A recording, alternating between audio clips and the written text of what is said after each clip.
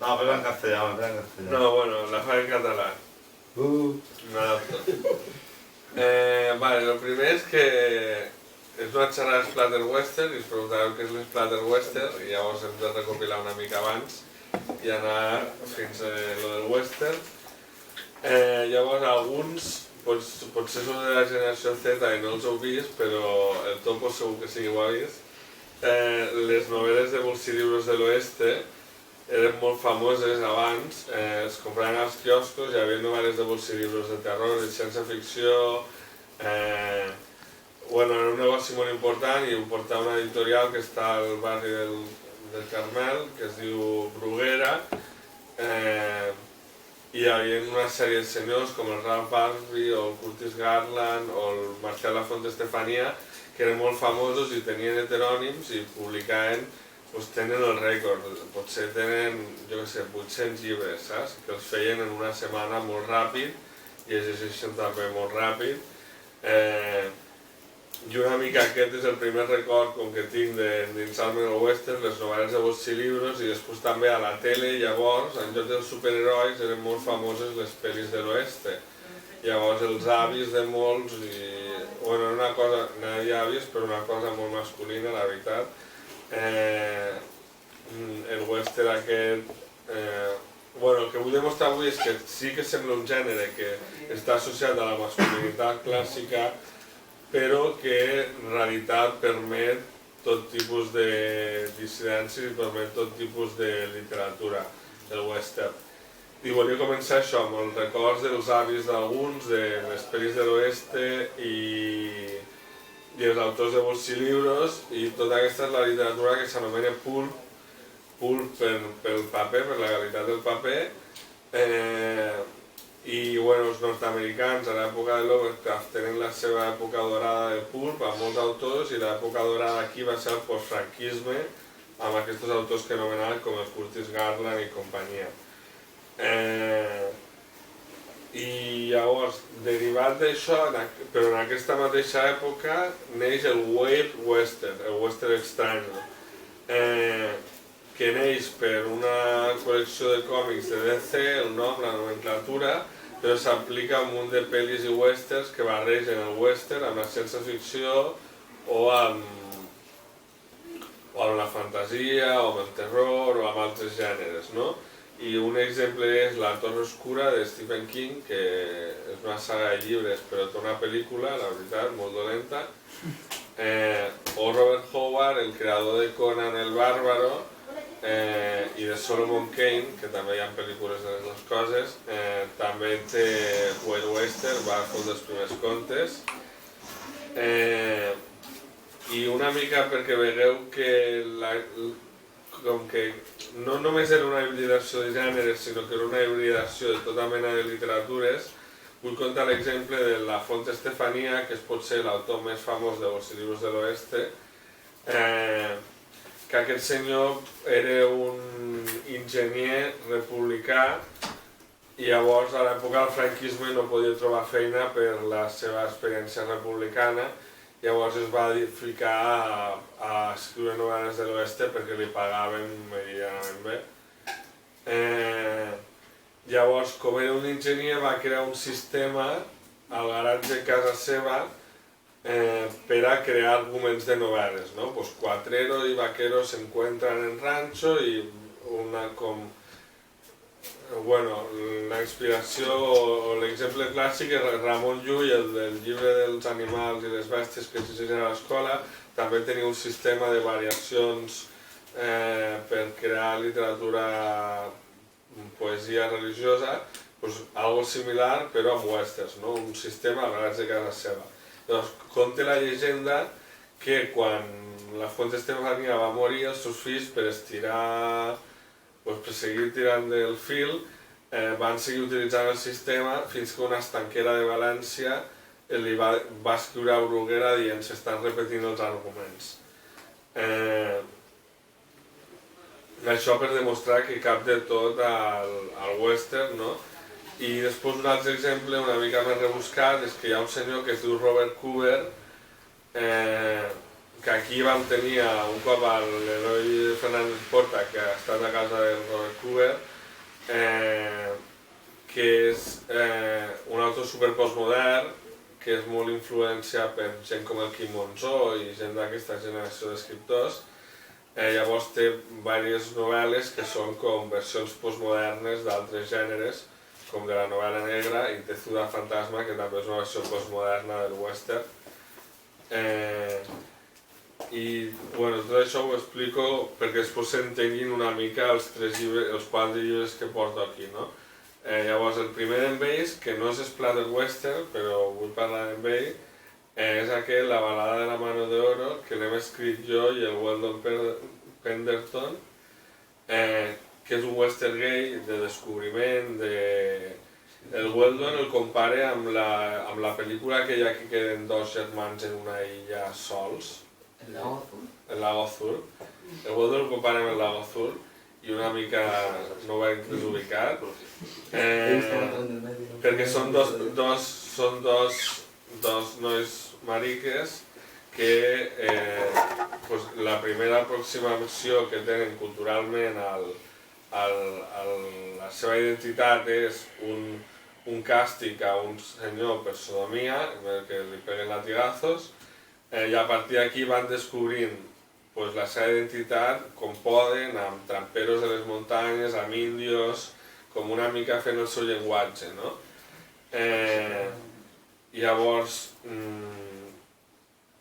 el que volíem fer una mica amb el Weldon, que després ha quedat més o menys desdibuixat, és com una història que es diu biopolítica de la masculinitat, com intentar fer una arqueologia de les diferents maneres que ha tingut de construir-se la masculinitat.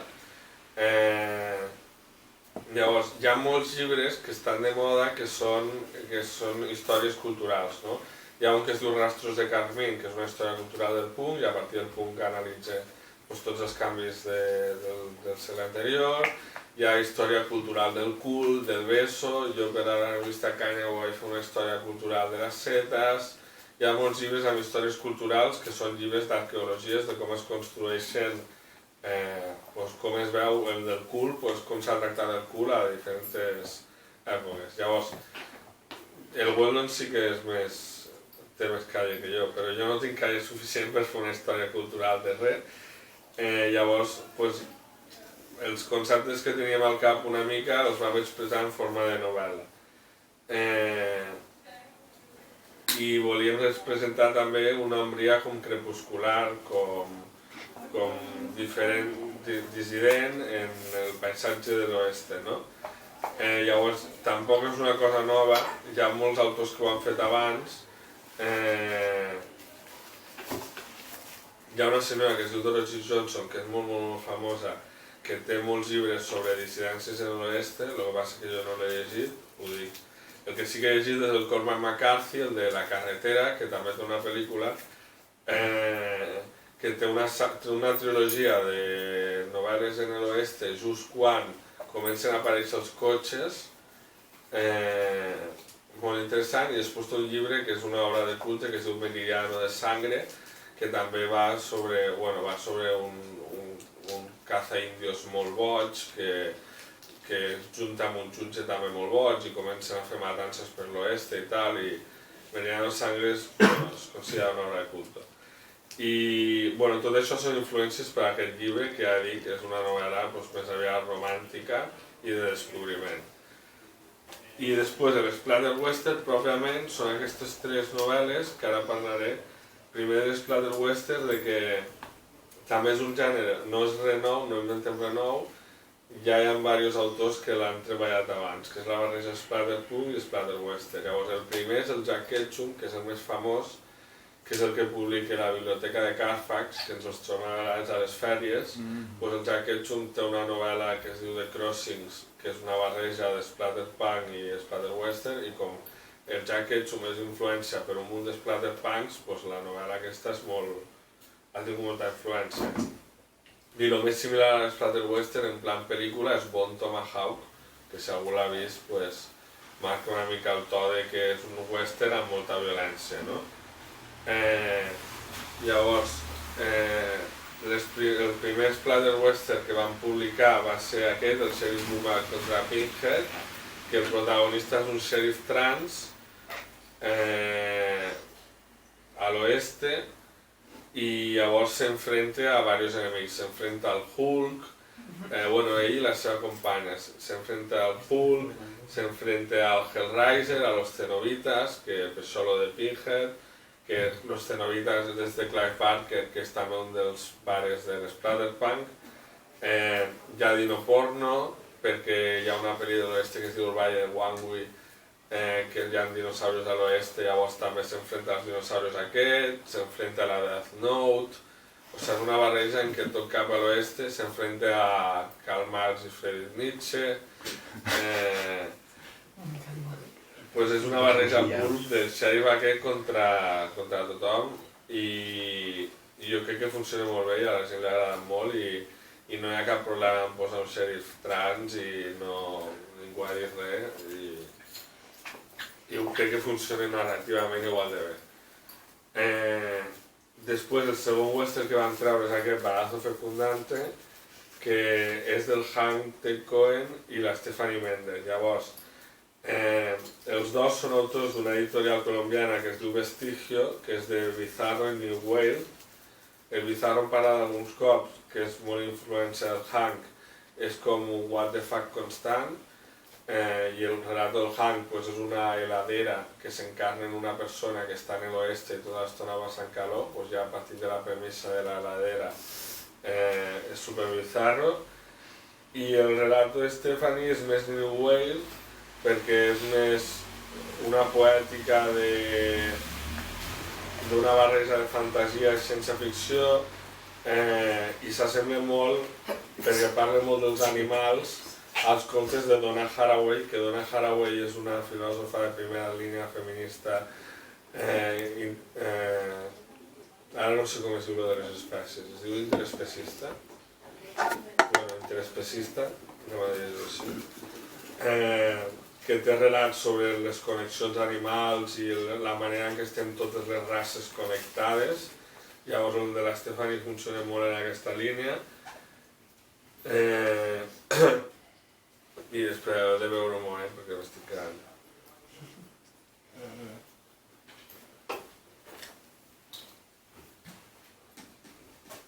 I ara l'últim que hem tret és Praderas de Sangre, que és una antologia. Que la portada és el Chimi, que està aquí amb nosaltres. I és una antologia de splatter western en què hi ha un relat de la Flor Canosa, que és una autora argentina, que és la de Postmortem i Pulpa, és una autora que està en boga i li van demanar un relat, és un relat que hi ha un aborto, que és com una espècie d'augur, i després hi ha una vengança de la protagonista. I bueno, és un relat de vengança de la Flor, que és una escriptora que és bastant poètica i escriu de puta mare, la veritat. Després el Takeshi García Shirogi repeteix, perquè té moltíssims relatos, és un autor pur. I repeteix amb un conte que és un homenatge a Shintaro Kago, que qui sap una mica de manga és un autor d'Eroguro, i és un relat amb molta cropofilia i coses d'aquestes. O sigui, aquesta antologia té un relat que és molt violent, dos relats que són superasquerosos i el relat del Sergi, que és un relat postmodern molt guai. Llavors el primer asquerós és el del Takeshi, després ve el de Emma Warburg, que ja fa temps que he revelat que sóc jo. Dios mío! Ja no me l'esperava. Llavors, i és un relat acceleracionista i de viatges en el temps en l'oeste, molt nord-oeste. I després el del Sergi és com escriu el Sergi, que té aquesta manera d'escriure tan fragmentària i amb notes a peu de pàgina i molts conceptes, i també hi ha un personatge no binari i bueno, el Sergi és molt ell, no sé explicar-ho millor. I bueno, tots plegats jo crec que formen una antologia que és representativa de Splatter Western. I això és tot, i no sé ara si hi ha alguna pregunta del públic. mira, aquí hi ha una pregunta. Quin diries que és el millor? 4. Com que dius, soc l'editor, tio. És que tinc el del Pinhead, saps? I vull saber si m'he endut el bo o no. Jo crec que tots estan molt bé, el que passa que potser no tots són per a totes les persones. Depèn del que busquis. Els que tinguin gustos més forts, pues l'antologia Praderas de Sangre és el més dur. Els que vulguin algo més poètic hi ha el de Balazo Fecundante. I els que vulguin llegir algo pues, molt pop, això ha dit Hulk, no? Totes aquestes coses, pues, és el de Shape Woman. Vale, un altre, perdó. Com a escriptor Splatterpunk, com te sents treballant en una obra com és la de La Mano de Oro, que no té com a... no està dins del que seria Splatterpunk tradicional, és com si un altre gènere, com et sents, si més has d'anar trepitjant amb cuidado o t'hi has sentit còmode?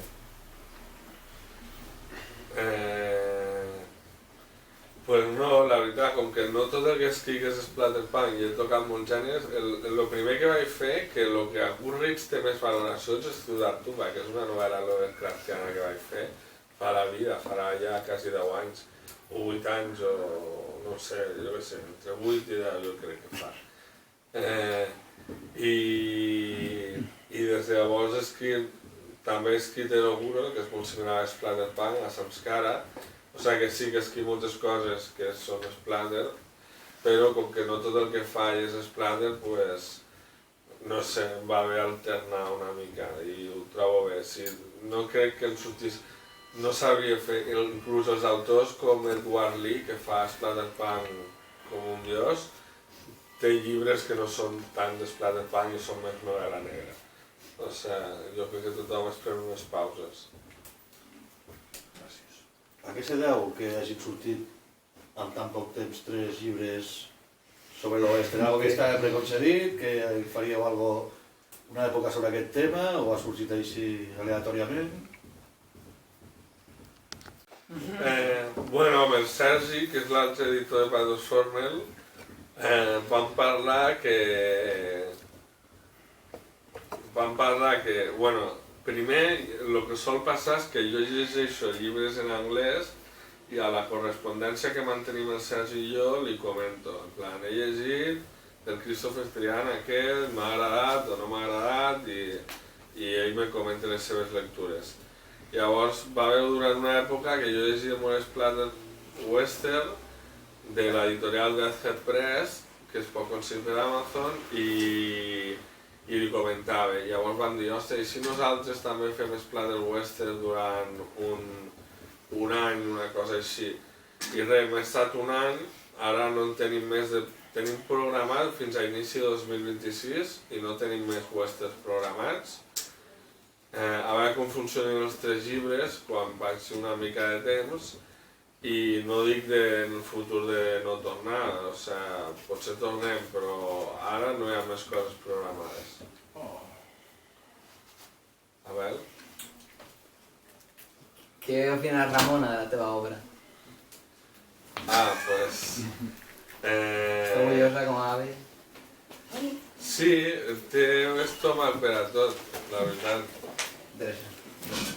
O sigui, s'ho llegeix, el que més gràcia li ha fet és el relat del Hank, perquè diu que no paren de disparar-se, ningú mor, i li fa molta gràcia perquè imagino que és com molt slapstick. I quan lo del Takeshi i la caca, això no m'ho ha comentat, el que opina, però la resta bé. Creo que me tenía una pregunta. Sí, yo me pregunto si la naturaleza de tu relación epistolar con el Sergi es de carácter homoerótico. Totalmente. Totalmente. O sea, mantengo relación epistolar con 3 personas y las 3 es puro homoerotismo. Es la única forma de mantener una relación epistolar. Eso es un comentario, no una pregunta. Pero es por carta física. No, es por mails. Eso sería más bonito. Tengo varios mails que son cosas de editors. Con un sello. Sí. Pergaminos mensajeros. O asuntos de Capmon 38. Y luego hago asuntos de Capmon 39. alguna cosa. Algún día Pixel publicado. 35. No, espero que jamás salga publicado. Jamás. O sea, está prohibido. Si me muero, no lo publiques, por favor. Tú no mandas sobre Eso mí. no està grabado, no? Jo tinc una pregunta també. Més que un comentari és una pregunta, ¿vale?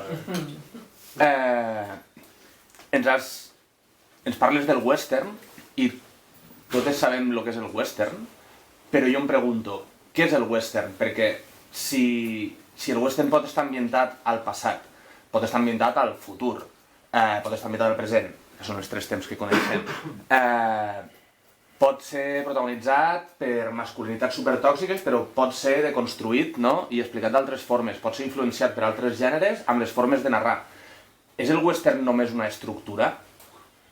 Aquesta és la meva pregunta. Sí, és com els superherois. El superheroi d'abans pues, era el western i tot varia. I ara els superherois, pues, hi ha pel·lis de superherois a neandertals, pel·lis, no sé, és una estructura com molt bàsica, amb 4 elements, el vaquero i el xèrif, i amb això funciona. I no sé, jo trobo un avantatge que un gènere permeti tot això, saps? Però sí que hi ha gent, no sé ara el nom, em sap molt greu no dir el nom bé d'aquesta persona, que és la que porta l'editorial La Connexió Frontera de Valdemar, que feia un comentari en una entrevista de en una novela d'Apaches no poden poner pies negros en la portada, que ells s'ho prenen tot molt en sèrio, saps? Però bueno, en general jo crec que la barreja i el que tots es pugui fer i totes aquestes coses és un avantatge si ets un narrador pur. Si ets una altra espècie de narrador, pues no ho sé. Espera, estava él antes. Moderador. Què vol dir pistopal? Epistolar, per cas. És el setlist. Per cap. Joder, te cargas toda la poesía, Salvador, tío. Pistopal. Vete a sacar caminata. Episcopal. He pensado en lo code. ¿Qué querías, Topo? Microphone. Lo mío era más un comentario que una pregunta. Comentarios. Ah, Venga, críticas. No, pero lo del tema de la... O sea, que en el western puedes llevar temas de ficción, que en el western puedes portar lo que vulguis, però el western lo que crec és que té els elements comuns. Que va ser una època que va existir el Far West als Estats Units i tal, i que té lo de los caballos, los sombreros, el tal, tens elements comuns, encara que tu després la història vagi per 50.000 llocs. Es una estética. És una estructura. Es como, no sé, pues una historia en la época de la Edad de Piedra, pues tú puedes poner la historia que tú quieras, pero la Edad de Piedra tiene sus elementos Però Star Wars, distintivos, ¿sabes? Star Wars és un western. Boom. La primera pel·li de Star Wars és un western. Buckaroo Banzai és un western. Buckaroo Banzai tiene elementos de western. És un western. Hay un personaje que tiene un sombrero de vaquero directamente. Directamente. Però hay pel·lis de l'oeste que no són Pero western. Star Wars es un western y es una epopeya y está basado en cosas clásicas. No es un Esto western en más que un espacio comentario tal es un cual. debate. Bridgerton no és un western. I està ambientat en l'oeste. ¿Cómo? Els 7 samurais és un western. Els 7 samurais és un western. Té estructura de western. És que clar, després va fer la pel·li... S'ha fet una versió. S'ha fet la versió western, però l'original és western també hi ha. Però està basat. ¿Alguien tiene alguna pregunta más? Gràcies, Emma. Si no, ho deixem aquí i... Tu creus que si te samurais és un western? És que no l'he vist. No, és una bona pregunta. No l'he vist. Perdó, Vale, ho deixarem aquí. Moltes gràcies a tots. Bien!